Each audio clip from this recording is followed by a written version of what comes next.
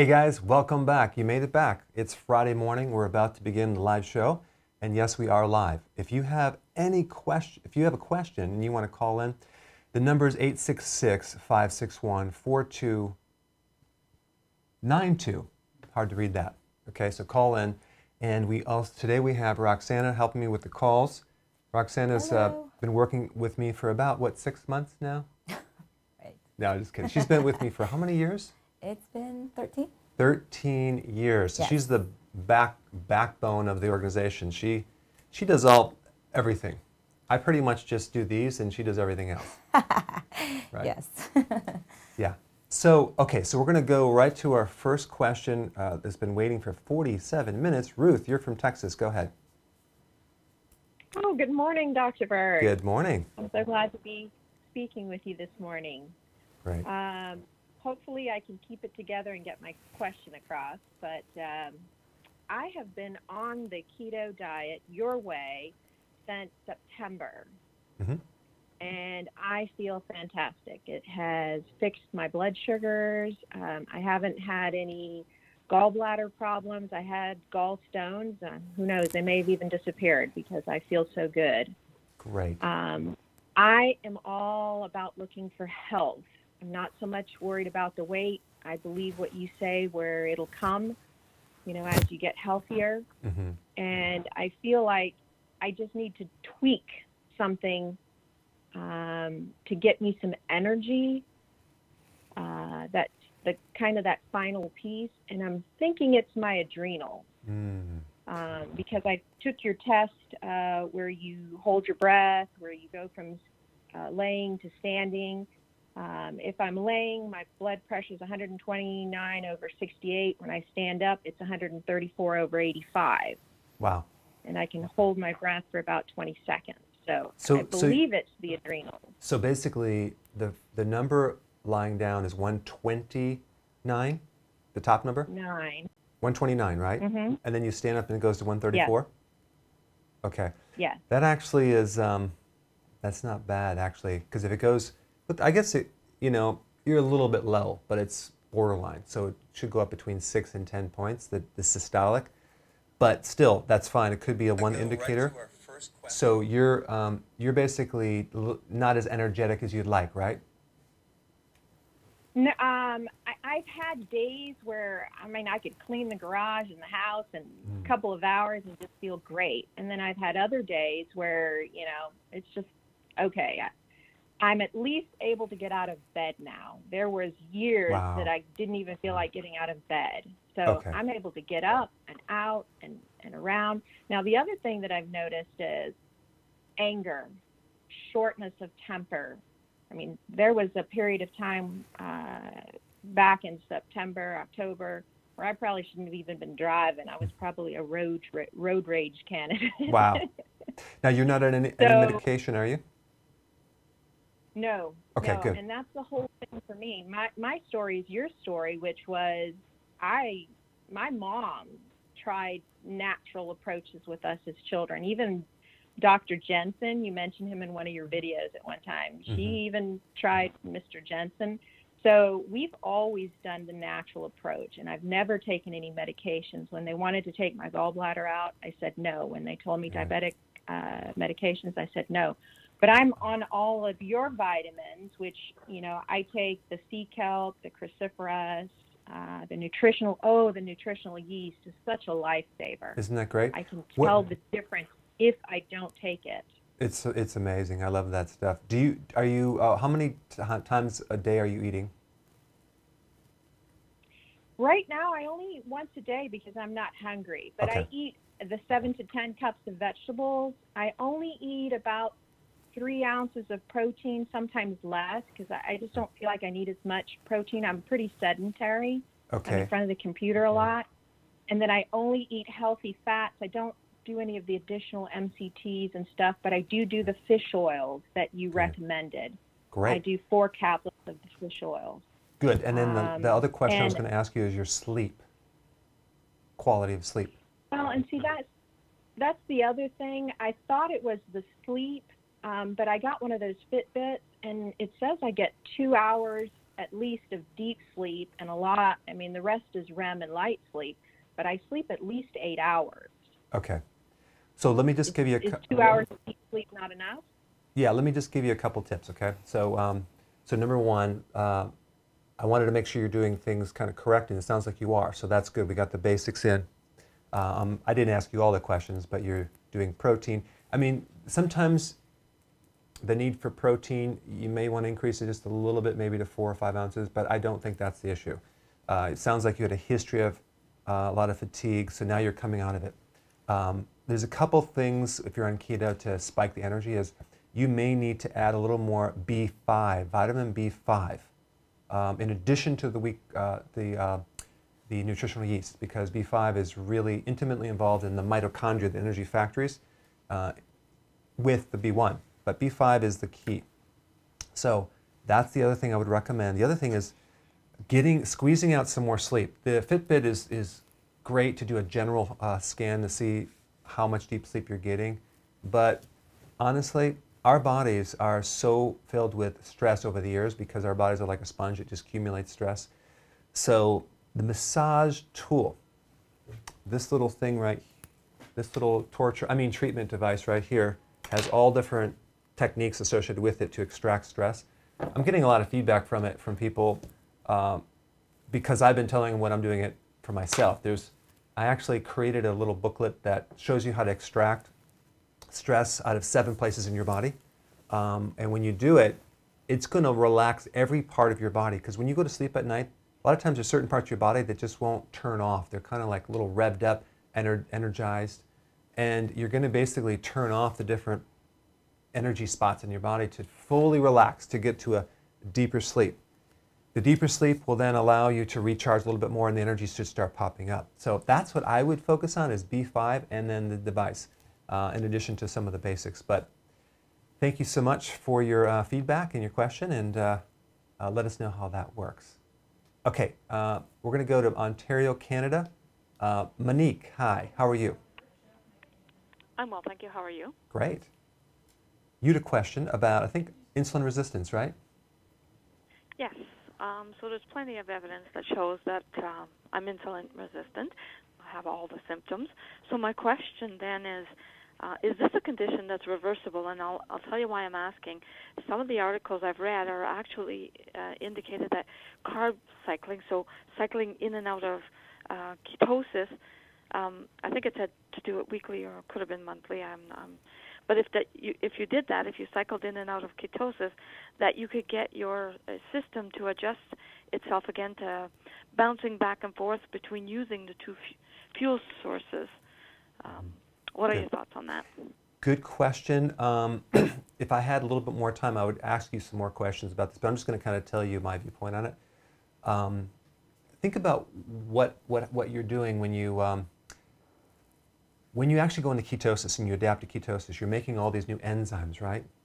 And then if you were to start adding carbs back in, it's very, very easy to go back to burning carbs and sugar. You don't have to develop those enzymes. They're already there. In fact, in the presence of any glucose, your body's going to go after that first. Okay, so you don't have to really develop it. The system's already there as a priority system for carbs. Now, when you get in ketosis, it takes a longer time to get into ketosis because you have to kind of deplete your glycogen reserve a bit. But there's always going to be glycogen sitting there. It's just going to be kind of preserved and sitting there waiting to be used up if you do any sudden exercise or that type of thing.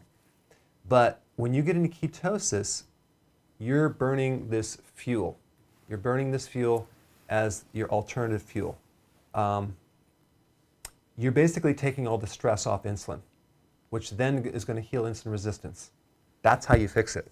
If you do carb recycling, that is going to slow you down. Why?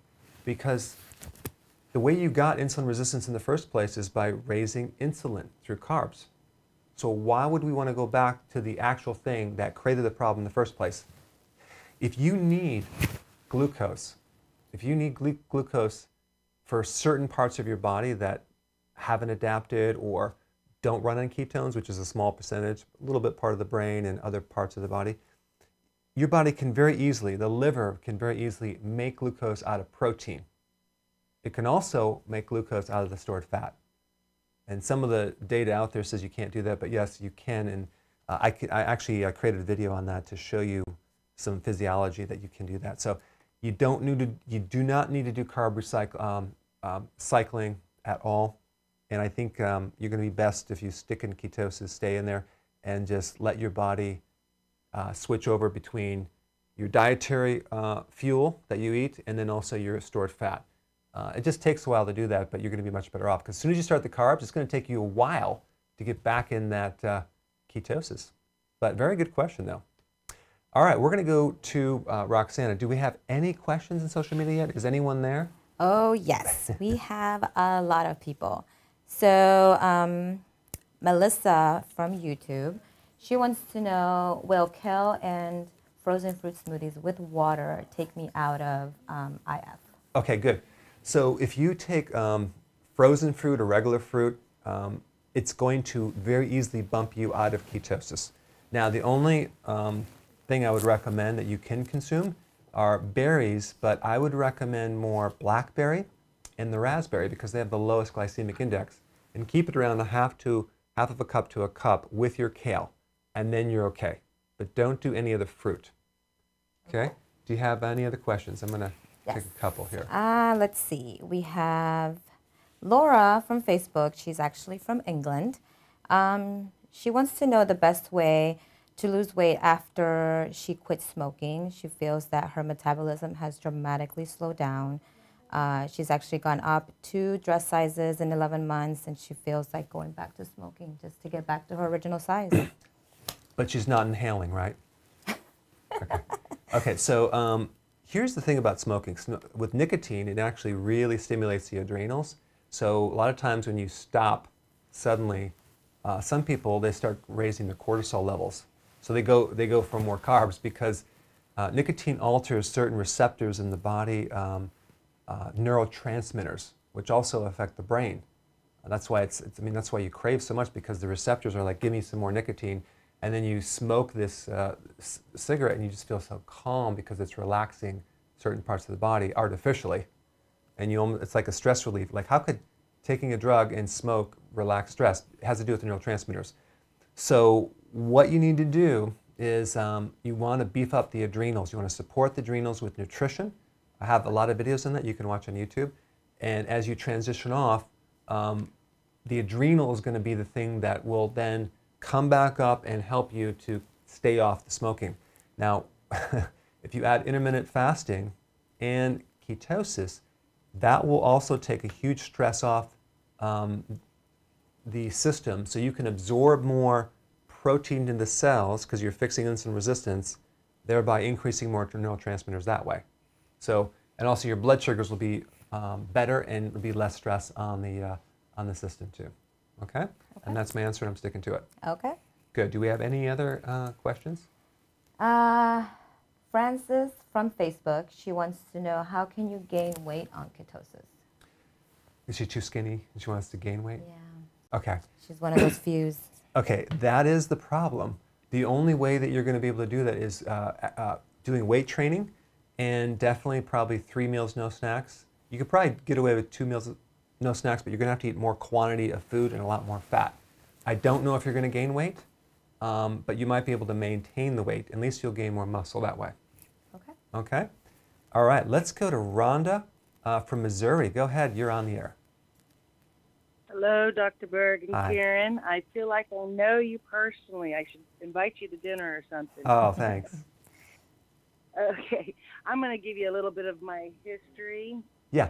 And then I'll give you my question at the end. But in high school, I was diagnosed with PCOS, and so I believe that, anyway, hormone.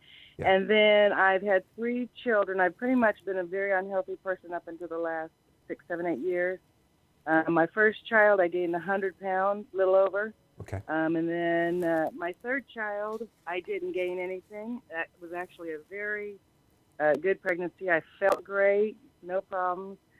Right before him, I forgot to mention, I was diagnosed with type 2 diabetes. Mm-hmm. And then I did end up getting pregnant. I did not gain, I did not lose, I just stayed steady. Okay. But it was a very good pregnancy. Yeah. So 9 years ago, though, but after I had him in October, I had a sudden panic attack. It was in October after I had him. He was born in May. And I have had this constant not able to shut my adrenals off. You've mentioned that in your videos. I've been watching you quite a bit lately. At the time, I didn't know anything about health, but I did have someone suggest Calm Plus with the magnesium and the calcium. And then I also started taking the synthetic B complex. That did seem to help me, but I have never completely been able to knock it out. I noticed that if I had 3 years ago, if I had a wrong thought, I was sunk for 2-3 days. Wow. Now I am probably 80% better. If I have too much stress, then I have to do something. I have to help myself. Okay. It takes about a while to fix that. Okay, and so my issues now, I really think I'm just kind of a whole gamut of issues, insulin, the adrenal, the hormone, all of it. And so here lately I've noticed I will occasionally have chest pain. It will come and it will go. Yeah. I mean, it doesn't linger very long. And then in the early mornings, I'm feeling fine through the day. Generally about noon, I'm level, I'm feeling decent. But I notice no matter if my days are good or bad, in the mornings, I still have like a tiger's chasing me. Yeah. I just have my heart pounding and adrenal in the morning, and sometimes I'll have a dream, sometimes I don't. So let me give you a couple of really important tips, okay? Okay. Yeah. So you gave me a lot of good clues. I don't think the problem is, like a lot of times you can have low blood sugar, which can create anxiety and panic. I don't think it's that more than it is adrenal, based on the number of kids you had and what you've been through. But I do know there's an insulin issue there. I can see that, so you definitely want to get in the basics. And of course, do the mini free course. You've probably already done it on my site. It's called a keto course. It's a free mini course. That'll kind of give you the basics. I'm assuming you already did that. But here's the thing. I think it's high cortisol, because cortisol is on a circadian rhythm, and it spikes at 8 o'clock in the morning, right exactly where you get these excessive panic type things, right? Now you've taken the magnesium, the calcium, which is helping a little bit, and you took the synthetic B, which helped. You probably want to take nutritional yeast in larger amounts, but there's something else that you need to do. This right here. Get the tool, because I show you how to physically extract stress from the body. And you're going to be working on the area of your body where the adrenal glands are, and you can turn them off, and you're going to feel so chilled out. Because the thing about the adrenal, they have, there's two connections. One is with the flight or fight. It's called the sympathetic nervous system, which is the on switch. But the adrenals are the only organ that don't have the off switch. It's called the parasympathetic innervation, neurologically. So I found you have to manually work on them. I do it every night before I go to sleep. You will just feel like you got a really good delta wave sleep, and you're going to start feeling a lot better. So do that technique. I have the videos online. You can check it out, but it's using this massage tool. So that's what I would do, and then add more nutritional yeast. I think that's what you're missing. So do that, Rhonda, and let us know how you do. All right, so we're going to go to Natalie.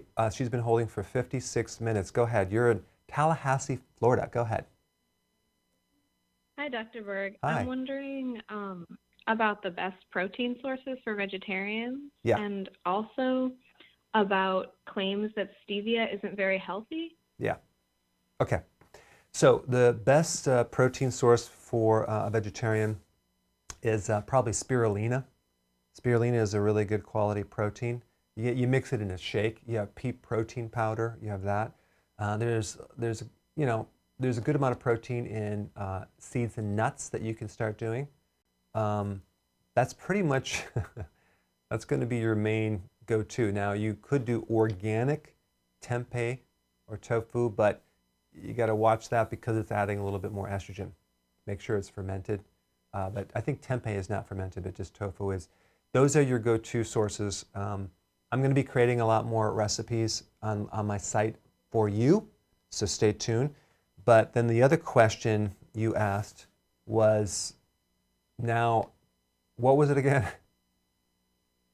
About stevia, Yeah, maybe stevia. not being healthy. Got it. Yeah, the only way stevia is not going to be healthy, as if it actually contains maltodextrin, because you buy this pack, it says natural stevia and an herb, and it has maltodextrin, which has a higher glycemic index than sugar. It's off the charts. It's like over 100. But regular stevia is not going to be a problem. There's a lot of conflicting data out there, but if you think about it, it's an herb. I'm going to do an experiment on my lab, my Facebook closed group, intermittent fasting group, on stevia, just to kind of validate this point. But I have an advantage. I've worked with so many people in my clinic for so many years. Rarely did I ever run into a problem with stevia. Maybe 1 or 2 out of 100, but it's not going to be an issue. I would not worry about it. Out of all the things, it's the least damaging. But of course, you're going to find conflicting data about every single thing on the internet, about no matter, just like even salad, you're going to find, oh my gosh, now we found that salad is bad for you. Yeah, well, you know, take it with a grain of salt. But thank you so much for that question. And now, Roxana, we're going to ask our first question. You're going to ask the viewers this, or I'm going to ask the viewers to type in, see if you know the answer. So here's the first question, guys. We're going to ask the question, you type it in below, and then I'm going to take another question, or we're going to ask Roxana, and then we're going to look and see who's correct on this. So, true or false? No, I'm not going to ask true or false. Will drinking coffee increase or decrease ketones in your blood or urine? Will drinking coffee in the morning increase or decrease your ketones? Go ahead and type down the answer below. Okay? And do we have any questions in the meantime? Yes. Bamsi from India, he's on YouTube. He said, elevation of liver enzymes during keto diet. Elevation of enzymes in the liver? Here? Well, what happens is it should actually decrease the enzymes in the liver if you're doing it correctly. But the main thing you want to do is make sure that you're doing intermittent fasting and you're doing a lot of vegetables. Because if you add a lot of like poor quality type protein or fat on the keto and you don't do intermittent fasting, it could stress out the liver because you're dumping a lot of fat through that liver. But typically it will reduce stress on the liver, especially if you do intermittent fasting. You have to do those in combination. Right. Okay? All right, do we get any answers yet? Might take a couple minutes. What are they saying? Decrease, increase, neutral, none, neither. Okay. So what do you think, Neutral. Roxana? What do you think? Think it's going to increase your ketones or decrease them by drinking coffee? Because I know you drink a pot. Oh, no, I do not. Increase? Increase? You are correct. All right. So the answer is, if you said it increases, I just did a little study on our Facebook group, and nearly every single person found when they drank coffee it increased the ketosis, which is quite interesting. You would think it decreases it. So do you know why that it increases it? No. Here's my theory. I think it releases the free fatty acids in the liver. You were thinking that, right? And actually then it's converting to ketones. So basically it helps your ketosis. So that means, Roxana, that you can start drinking a lot of coffee. Cuban coffee, and also coffee from Peruvian coffee. Yes, Peruvian coffee. Is it coffee good in Peru? Yes, it is. Okay. And I'm just kidding. You want to stick with 1 small cup. Don't go more than that, because then you're going to start stimulating the adrenal. Okay. So now we're going to go to Pamela from Alabama. Go ahead. You were online for 46 minutes. Good morning. How are you? Great. How are you? I am wonderful. Thank you. Right. Well, I had 2 questions, but I'm going to try to put them both in one. Thank you. In one of your videos, you mentioned that some people may experience lower back pain and a rash while on keto. Yeah. Can you tell me what causes that and how to get rid of it? Because I got that rash and it has just torn my neck up. Yeah, well, that's not good. The rash usually comes from a B vitamin deficiency. Usually, did you say you get it on the neck? Yes. Okay. Yeah, there's a condition called pellagra. Okay, that's a B3 deficiency. Now, if you get a severe deficiency, it shows up on this neck, this rash. But you can have a very subclinical mild deficiency of B3, and it can show up on the neck. So what you need to do is take a lot of nutritional yeast. If you're already doing that, then take an additional B3, and that should improve that. The other thing is that there's another thing called tryptophan that turns into B3, but I'm not going to get into that at this point, but I just wanted to say take B3. Now, the other thing is making sure you're doing enough vegetables, because sometimes if you're dumping all this fat to the liver and you're not having the vegetables to clean it up, you could actually release a lot of toxins in the fat and cause the rash. So it's either a lack of vegetables or deficiency of B3, and that should help you. But you're kind of going through the keto adaptation phase. That's what you're going through. Eventually it should go away too. All right, let's go to Jessica. You're from Texas. You had a question. Go ahead. Hi. Hi. Well, I can't believe I didn't know if you could hear me or not. So first of all, I've been doing keto for about a year, a little over a year. I started because I gained like 50 pounds in 1 year, so I didn't know what had happened. I went to the doctor, and she told me I had PCOS and insulin resistance. So I refused to be on prescriptions for the rest of my life, so I found a natural way, and then I found you. So thank you. Awesome. Basically, my question is, so I've had like an emotional trauma or stress that something that's still kind of present today. How do I heal myself if I think the stress of that is what is keeping me from losing weight in my stomach? Like my cortisol levels are too high or something. Is that like basically is it okay to fast for a long period of time with a already stressed out cortisol level? Good. And then also I have another question is my eye has been twitching for like a month and I don't know what to do. And apple cider vinegar doesn't help. Okay. All right. Okay, so here's a couple things.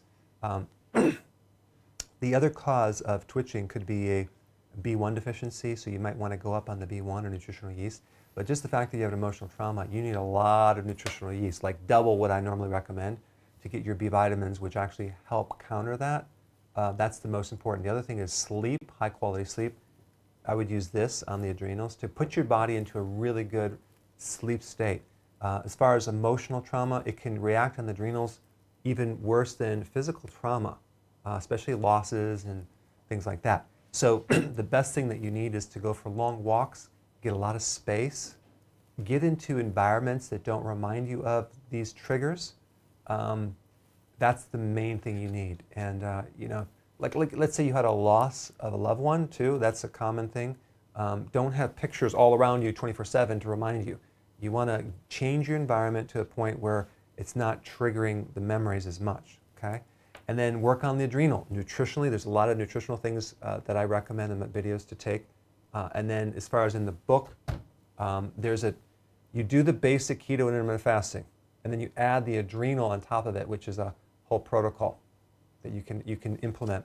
But I think doing intermittent fasting and keto is going to take a big stress off the adrenals the longer you do it. Thanks for your question. All right, Roxana, we're going to you. Do you have any good questions? Not bad ones, but really good ones, and easy ones too. Okay, so we have James on YouTube, and he asked, I don't know what can help with PTSD. Yeah. Well, I just answered that in the last question. It's for like post-traumatic stress disorder. It's stress. I would do the same thing, get a lot of space, go for long walks, do adrenal type things, like do the acupressure, tweak your eating based on this, do keto and intermittent fasting. Those are the things that you really need to do to the point of chilling out the adrenals so that you can cope better. Yeah. Okay, we have like 3 people that asked about nutritional yeast on Facebook. Yeah. Jenny, she wants to know how much nutritional yeast at the beginning of keto is good for people. And Sherry wants to know how to take nutritional yeast. Well, here's the problem with nutritional yeast. Have you ever tried it yet, Roxana? Yes, I have. Now, you probably mix it in a shake or something? Yes. Well, you probably take our tablets, but you can take it in tablets, and they're kind of big, so you break them in half, and you kind of break them up in your mouth, and then you swallow them. That is the problem with nutritional yeast, is trying to consume it because it's kind of sticky, it's in a powder form, and you're like taking this powder in your mouth, and you're trying to chew it, it gets stuck in your teeth, and it's a disaster, right? So you can get the pills. It's unfortified. That actually helps, and you can even swallow them. But the amounts, you would probably need about 6 tablets a day or about 3 heaping tablespoons a day of nutritional yeast. That's like really important. But if you actually buy it in a powder form, make sure it's non-4 to 5. You don't want the synthetic Bs, okay? And then you can add it in your shake. You could mix it with peanut butter. Honestly, what I do is I take in the tablet form. I'll take 3 or 4 at a time, chew them a little bit, wash them down, chew the rest. It's just kind of a situation, but it seems to work. But boy, you'll feel results immediately. Okay? Good question, Roxana. Keep those up. Keep the easy ones coming, okay? All right. So we're going to go to Lowell from Ohio. You had a question on proteins in the urine. Yes. First of all, I want to thank you so much for all that you've done. I've been on your diet for 23 months. Wow. And I just got back from my endocrinologist. I had been insulin dependent for 15 years, and I have been off of insulin since December. I have lost a total of 65 pounds and 6 inches in my waist. But the reason why I started going on this thing was because they said I had a fatty liver. Well, I was told that my liver is normal. All the enzymes are down on it. And I'm just, my chiropractor says my body is responding so well to treatments too, just moving and doing what it needs to be done. But I'm off of almost all medications. I got the go-ahead to stop the metformin. But the doctor said that I still have protein that's in my urine. And I'm just wondering what I can do to encourage the health of my kidneys so that it's not doing that. Good question. So I'm guessing... Or is that tied with the insulin resistance? Right. Now, a question I have, so they never diagnosed you as a type 1, correct? Pardon me? They never diagnosed you as a type 1 diabetic? No. Okay. No, type 2. Yeah. Okay. This is awesome. This is really awesome. Let me just kind of talk about it, because what's happening now is the doctors are putting people on metformin for type 2 and glucophage and to improve insulin resistance. And then that doesn't work, so they add more insulin to it. So a lot of type 2s are on insulin and insulin resistance medication, which, my gosh, it just really causes the body to cope with these side effects from higher amounts of insulin, because when you have insulin resistance, your insulin is really, really high. And so then what happens, but it's unavailable to you. It can't work. So you have all this insulin, but it's ineffective. So the blood sugars go sky high. So then they have to add more insulin to cram it down, which affects the kidney, the eyes, the arteries. So you're actually healing up. I think eventually your kidneys are going to come around really nicely. But in the meantime, I would go online. There's and type under Amazon and try to find a product called, maybe even your chiropractor uses standard process products. There's a couple products that I use still to this day, because I used to use a lot of the products, but renotrophin, it's called renotrophin. You can get that online, Amazon. That's good for the kidney. I would take that. I would take like 6 of those a day. And I would also take, in your salads, do, what's that called? Well, what's that weed called? Dandelion root. Yeah, dandelion greens. You can get dandelion greens at the health food store. Make sure that's in your salad, because that's good for the kidney and the liver.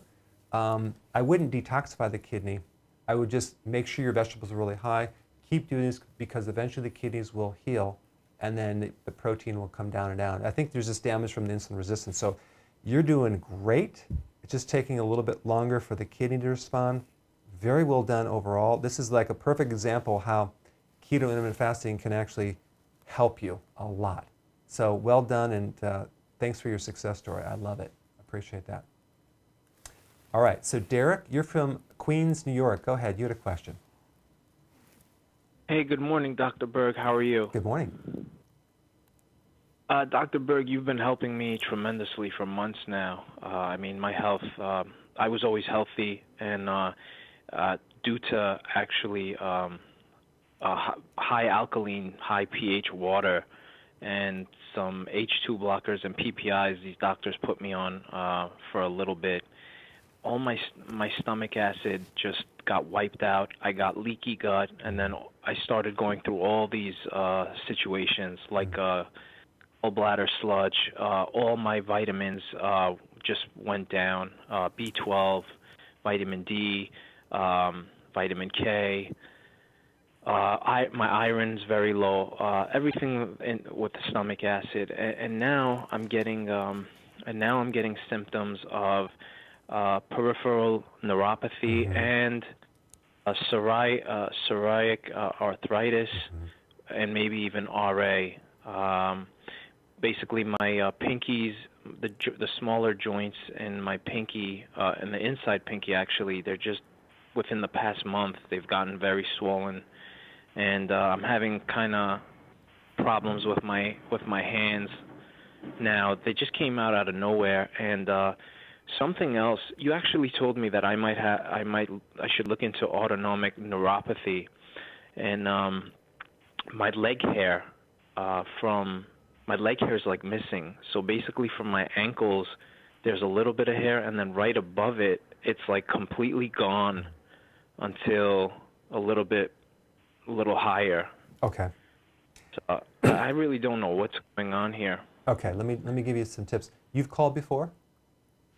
Yeah. Yeah. I speak to you every week, basically on a weekly basis. That's what I thought. That's who I thought you were. Okay, so there's a couple of things that I would recommend. The peripheral neuropathy is really, you need a fat-soluble B1. It's called benfotiamine. Benfotiamine. That should help you with the nervous system. Now, what happened, because you alkalize your body with the antacids, and by the way, everything I'm recommending to you and anyone else listening, I'm not meaning to diagnose you. This is just for your own education that you can research and present to your doctor. Before you take any recommendations, just check with your doctor before doing anything. Okay, that being said, you alkalized your system, and now what happens? You lost the key function of the stomach, which is to kill microbes, to kill pathogenic microbes coming into the system. So then you get microbes from the food going into the system, go into the small gut, invade the system. You go through because most of your immune system is in the gut. Did you know that, Roxana? Yeah. Yeah, you already knew that. She watches every single video. Yeah, right, no. So all these microbes going into the gut, and then eventually you start getting autoimmune or inflammatory type conditions. So what you need to do is take grapefruit seed extract. Take that on a daily basis. That is really good for deeper microbial growth in the system. And that'll kind of clean things up. In addition, I think you already are taking my Digest Plus, which has the betaine hydrochloride and the apple cider vinegar. You probably need 4 of those with your meal, maybe 5 with a meal. And over time, that'll start building up your acid. So I think which will then help the absorption of the iron and the fat-soluble vitamins and help your gut. That's what I would do, Dara. Okay? All right. Roxana, we're ready for another question, okay? So the next question, everyone, let's see if you can get this right. You really screwed up in the last one, but no, I'm just kidding.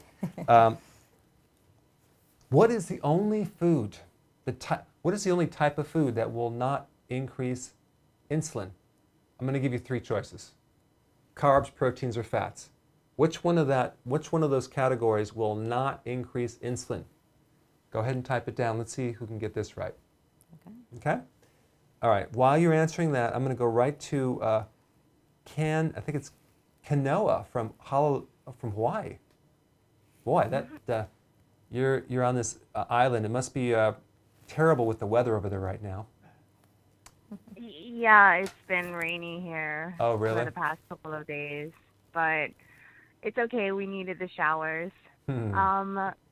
So I just wanted to know, I've been on keto for the past 3 weeks since the 5th of February, and I'm a diabetic, and I was actually on Junimit, which is like a form of metformin and something else. Yeah. And my doctor switched me to insulin because we're trying to have a baby and everything, and he switched me to insulin, which is the Lantus, and he put me on 6 mLs, which is the long-acting, and then he put me on Humalog, which is the acting, and I need to eat it every 3 meals. And I told him I'm on, I'm doing keto, and I've been doing intermittent fasting. I haven't been taking any of the insulin because we follow your videos. You're like, okay, I don't know, I have too much insulin. I want to, I don't want to take the insulin now. So that's why we're calling, and we just wanted to know, like,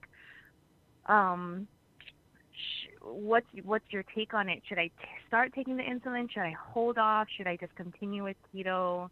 Yeah. And good question. It's a sensitive answer because I can't tell you not to take something that your doctor prescribed. Honestly, you got to find people around you, doctors, that are more open-minded about your solution, because taking insulin is just going to set you back.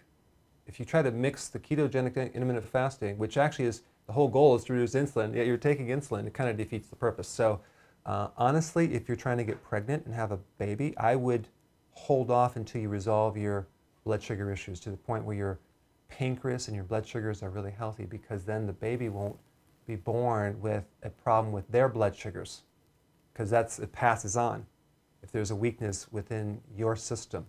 So that's number one. And also doing the keto and intermittent fasting will greatly improve your fertility, greatly, because insulin tends to suppress the fertility hormones. And then raise your androgens and your testosterone. So that's one thing. But I would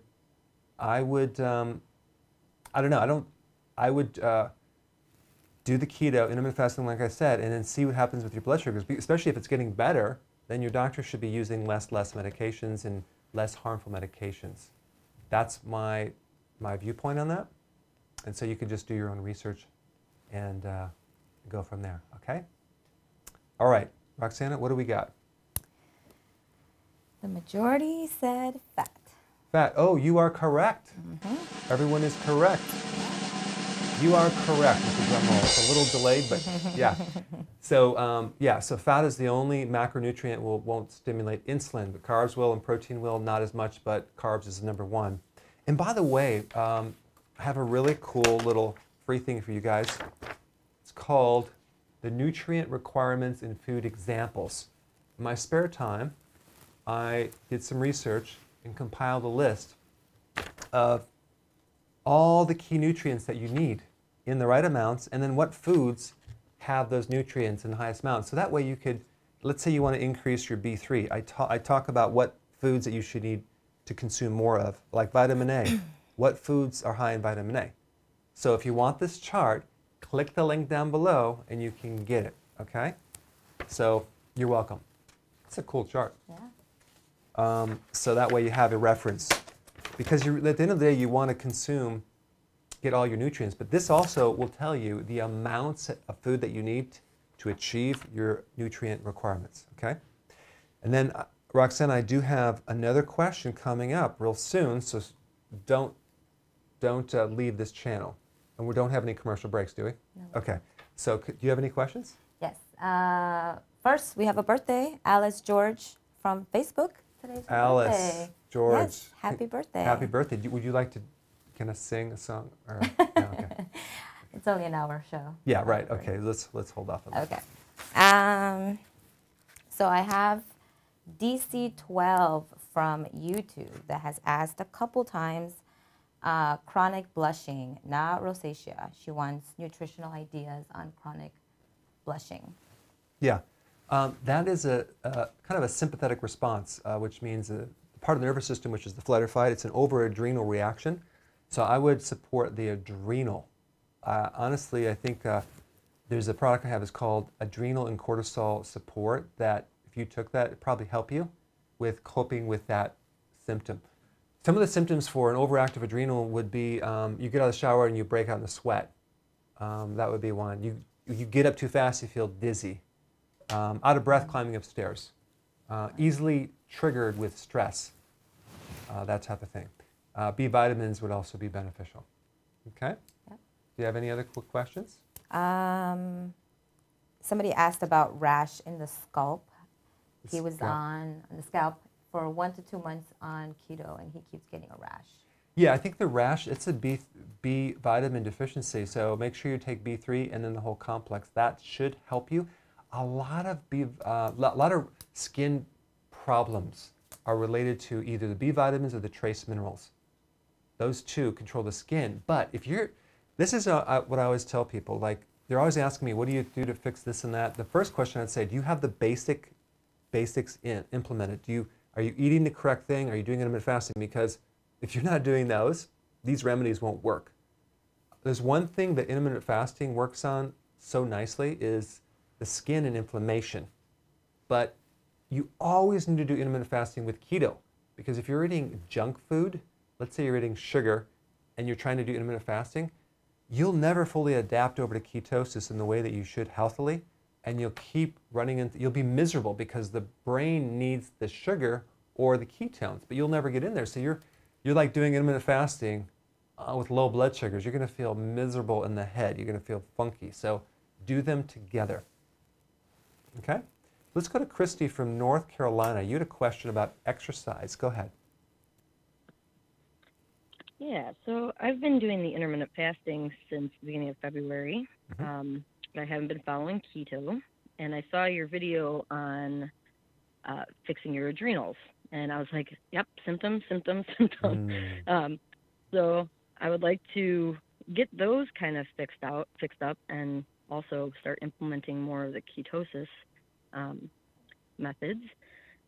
But I was wondering about, you say to do easy walking, and do you still recommend doing the high interval training as your adrenals are adjusting, or should you wait and give yourself some time to heal before you start doing the intense workouts again? Good question. It really depends. I think you should start off on a nice little gradient, and this is what you should do. Do the long walks, okay? And don't bring a headphone. Don't bring another person that's talking to you, or you can bring another person, just don't do any talking. Just go for long walks and just kind of get into nature and get your focus going out of your head so you can do that. Secondly, you can start adding in things like yoga, Pilates, then go to the high intensity interval training. But here's the catch with that. It really depends on how you feel afterwards. So if you're feeling like, oh my God, I'm exhausted, I'm not recovering, don't work out until you're fully recovered and you're pretty much not sore anymore. And that could be once a week. But I think it's a good thing to raise your pulse rate and let it come down.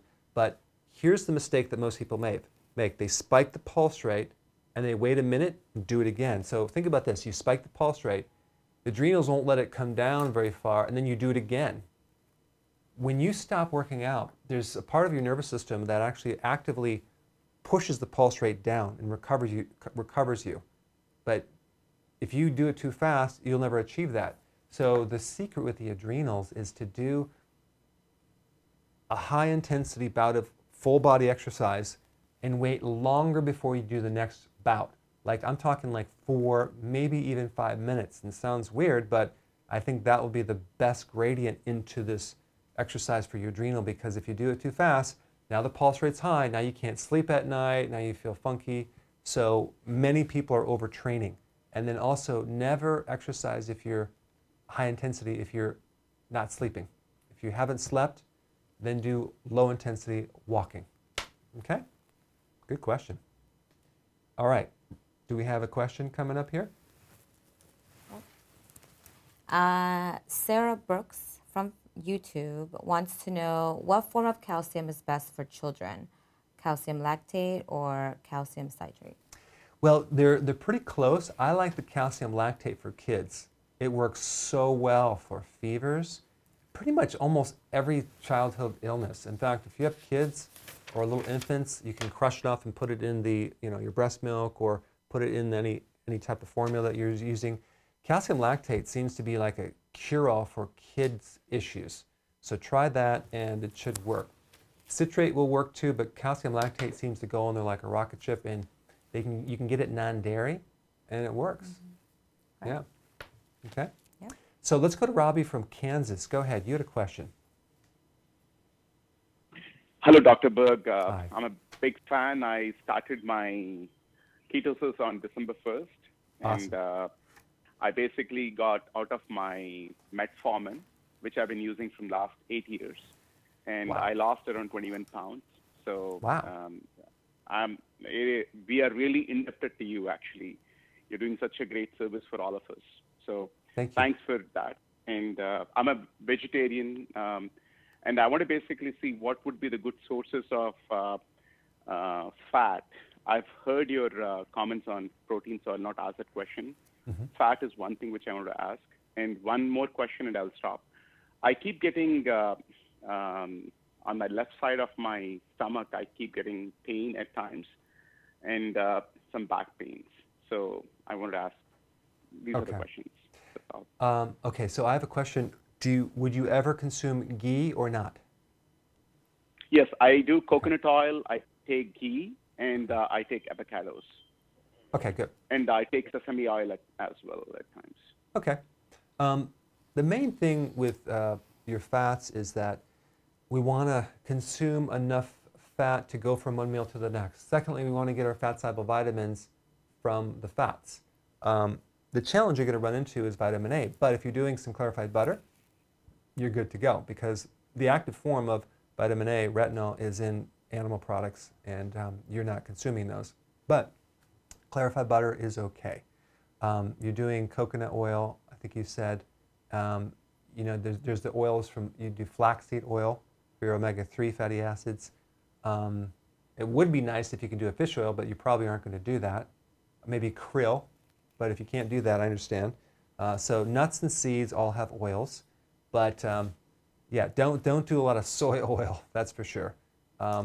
So that's one thing. I am going to be doing some more recipes for vegan meals, but when you consume like foods as their whole source, whether you're a vegan or not vegan, protein tends to always come with fat. So you don't have to necessarily always add extra. And also, when you're getting in some hardcore ketosis, the need for fat goes down because you're going to use your own fat as your fuel source. But you're not going to get vitamins from your own body because you already tapped into it. So you want to get your vitamins from the nutrition. So that's kind of what I would recommend. Now, the pain in the left area could be the pancreas, that you're consuming maybe too many nuts.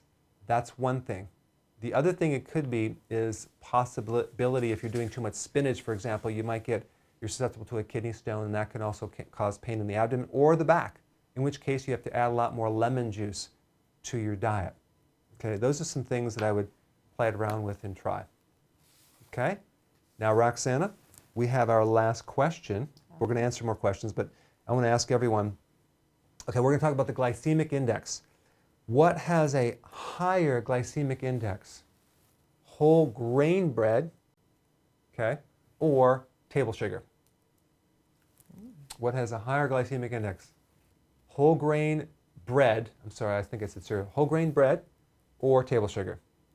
Answer us now, and let's see if you guys are correct, if you're right or you're wrong. Okay, all right, so Roxana, do we have any questions coming over there? Yes. Chris on YouTube said, while on keto and I do work out, I tend to suffer terribly with leg cramps at night and I can't sleep. Yeah. How do I prevent this? Yeah, leg cramps, most of the time, like 90% of the time, it's going to be a potassium deficiency. You probably would benefit from the electrolytes that we have because it has 1,000 milligrams of potassium. And also, are you consuming 10 cups of vegetables a day? That could be it. Now, if that doesn't handle it, which normally it will, then you'd go to a calcium magnesium, because it could be magnesium or calcium, and that should handle the leg cramps. On a rare occasion, it could be B1 deficiency, but it's normally the minerals. Because what happens, Roxana, is when you switch to ketosis, you're no longer running off the sugar. So all this stored sugar as glycogen, which holds a tremendous amount of water. Like it holds like a waterlogged sponge. So you're getting rid of that, and you're going to get rid of a lot of fluid and the electrolytes. And so people start getting palpitations or heart cramps, cramps in the calf, because you lose more of the potassium than you do the sodium. So if you don't put the potassium back, you can kind of have these issues with electrolytes. But the biggest mistake people make is they start drinking more water and flushing out the last bit of electrolytes they had.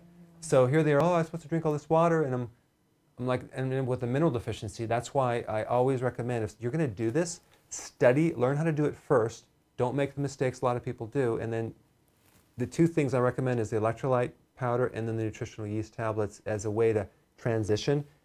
That's why I created them, because I think I want to make it easy for people to do it correctly, and there's not really any other product out there that has those in it. Okay. All right? So, I'm going to go to Annie first, and then I'll take a question from you. From Tennessee, go ahead. Your daughter had an issue with adrenaline, I think. Yes, my daughter, we were retired militaries, but in the meantime, at the age of 4, she was diagnosed with Kawasaki. At the age of 12, she had mono.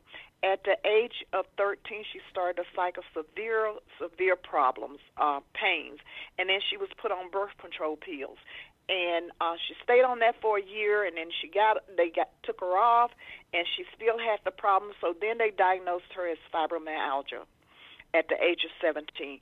So we see a doctor on a period of at least every 3 months. We are in somebody's office, doctor's office. She has had surgery. She's had her appendix removed. She's had a hysterectomy. She's had back surgery. So I was at a loss, and I was thumbing through the internet, and I saw your information, the YouTube. Since we started watching that, we ordered the new body type guide, and she took the test, and we found out that there's the adrenal and the thyroid, and it's only 1 point difference. So what I did was we ordered the adrenaline a body package, and she started that, and she started feeling a little bit better. So we did that in the last part of January, the 1st of February. So now I'm wondering if we should order the adrenaline fatigue advanced formula, or what should we do? Does she still have a lot of inflammation? Yes, because we just did a test in December. She has a lot.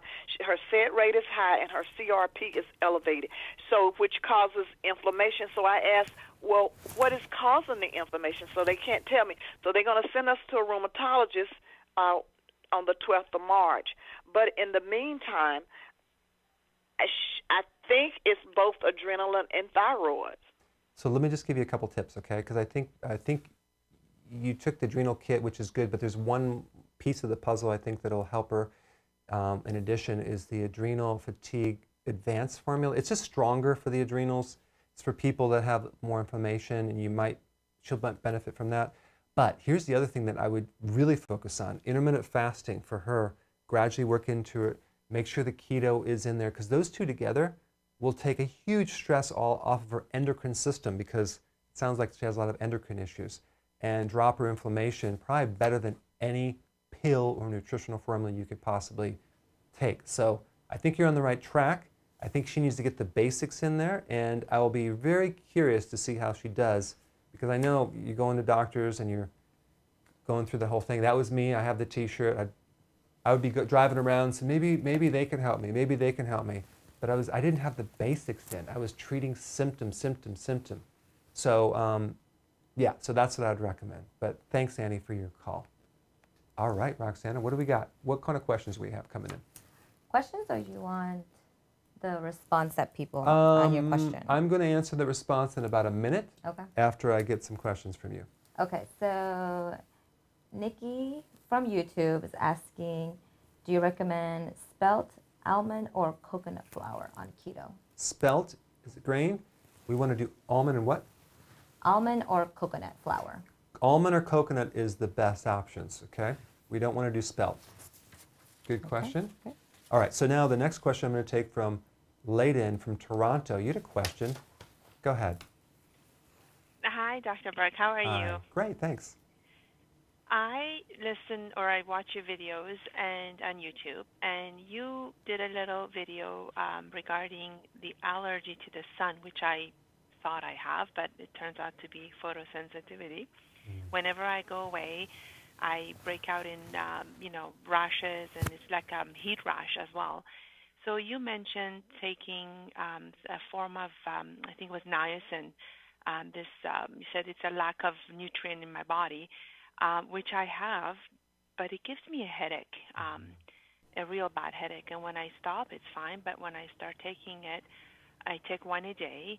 I don't know what to do now.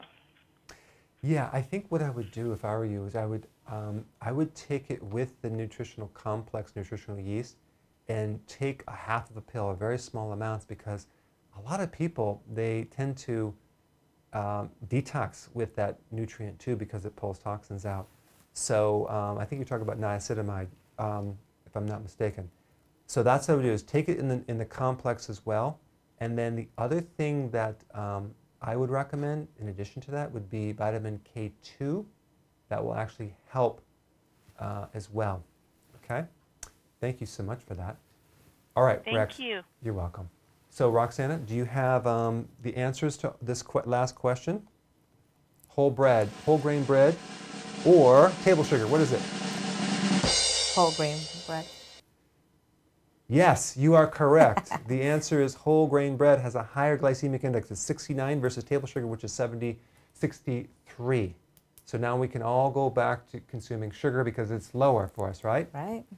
I'm being sarcastic. It's my dry sense of humor. Hey guys, I really want to thank your questions, your attention, awesome questions, and your great compliments. And thanks, Roxana. Yeah. Until next week, I'll be sending videos out twice a day, so stay tuned. And I'll see you guys on Facebook, our private lab as well. All right, have a great weekend.